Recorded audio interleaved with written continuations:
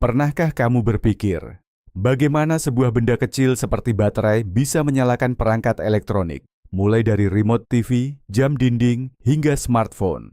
Semuanya bergantung pada satu hal yang sama, yaitu baterai. Namun sebenarnya bagaimana cara kerja baterai? Untuk memahaminya, kita harus melihat apa fungsi utama dari baterai. Baterai adalah sebuah alat yang berfungsi untuk menyimpan energi, namun bukan dalam bentuk listrik secara langsung, melainkan dalam bentuk energi kimia. Energi ini kemudian diubah menjadi energi listrik saat kita menggunakannya. Di dalam baterai terdapat 3 komponen utama. Yang pertama adalah anoda atau kutub negatif. Yang kedua adalah katoda atau kutub positif. Dan yang ketiga adalah elektrolit, yaitu zat yang memungkinkan perpindahan partikel bermuatan di dalam baterai. Ketiga komponen ini bekerja bersama untuk menghasilkan listrik. Lalu bagaimana prosesnya? Ketika baterai belum digunakan, energi kimia tersimpan di dalamnya dalam kondisi stabil. Namun saat baterai dihubungkan ke sebuah perangkat, reaksi kimia mulai terjadi. Di bagian anoda terjadi proses yang disebut oksidasi. Pada proses ini, atom-atom melepaskan elektron. Elektron inilah yang kemudian mengalir melalui rangkaian luar menuju katoda. Aliran elektron ini yang kita kenal sebagai arus listrik. Sementara itu, di dalam baterai, ion-ion bergerak melalui elektrolit untuk menjaga keseimbangan muatan. Ketika elektron sampai di katoda, terjadi proses sebaliknya, yang disebut reduksi.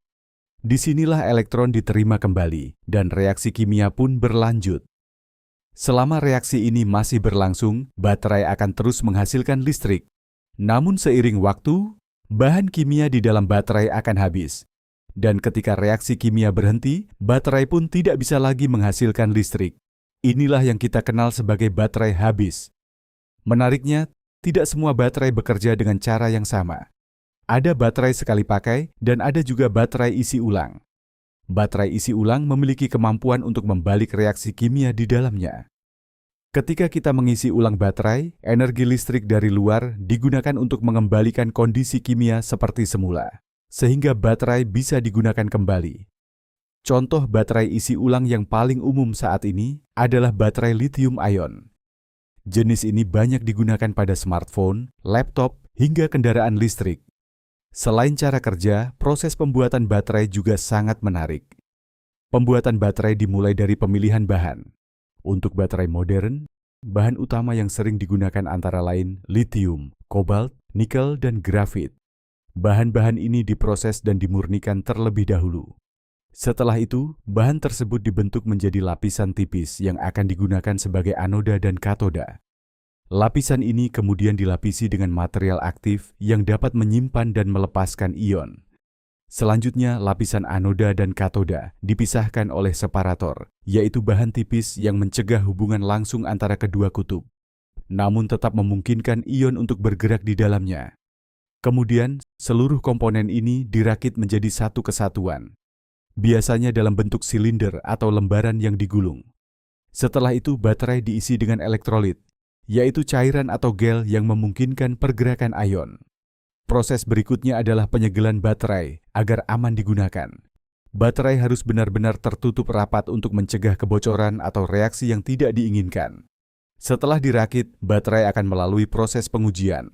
Tujuannya untuk memastikan bahwa baterai dapat bekerja dengan baik dan aman digunakan. Karena jika terjadi kesalahan, baterai bisa mengalami kerusakan, bahkan berbahaya. Itulah sebabnya pembuatan baterai membutuhkan teknologi yang sangat presisi. Dari luar, baterai mungkin terlihat sederhana, namun di dalamnya terjadi proses kimia yang kompleks. Sebuah sistem kecil yang mampu mengubah energi kimia menjadi listrik dan membantu menyalakan hampir semua perangkat modern di dunia. Jika kamu suka video penjelasan seperti ini, jangan lupa tekan tombol like, subscribe, dan bagikan video ini ke teman-temanmu supaya semakin banyak orang bisa memahami teknologi di sekitar kita. Dan tuliskan di kolom komentar, alat apa lagi yang ingin kamu ketahui cara kerjanya. Terima kasih sudah menonton, dan sampai jumpa di video berikutnya.